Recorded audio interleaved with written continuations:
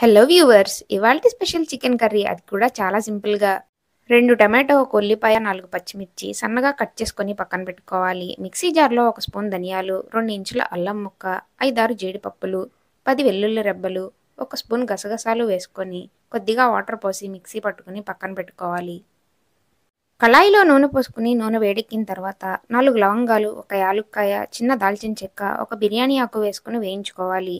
అవి వేగిన తర్వాత కట్ చేసి పెట్టుకున్న ఉల్లిపాయ ముక్కలు, పచ్చిమిర్చి వేసుకొని ఉల్లిపాయ ఎర్రగా అయ్యేంత వరకు వేయించుకోవాలి.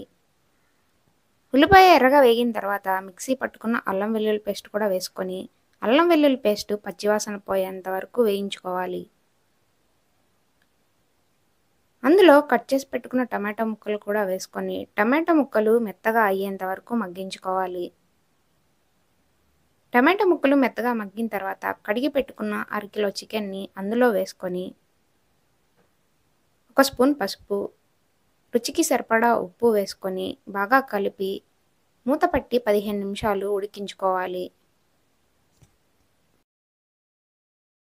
15 నిమిషాల తర్వాత మూత తీసి అందులో రుచికి సరిపడా కారం వేసుకొని కలిపి 2, 3 నిమిషాల పాటు ఉడికించుకోవాలి. ఆ తర్వాత కూరలో ముక్క మునిగేటట్టు నీళ్లు పోసుకొని కలిపి మూత పెట్టి 10 నిమిషాల పాటు కూరలోంచి నూనె పైకి తేలేంత వరకు ఉడికించుకొని మూత తీసి 1 స్పూన్ గరం మసాలా, కొద్దిగా కొత్తిమీర వేసి కలుపుకొని 2 నిమిషాల పాటు ఉడికించుకొని తీసేసుకుంటే ఎంతో సింపుల్‌గా చికెన్ కర్రీ రెడీ అయిపోయింది.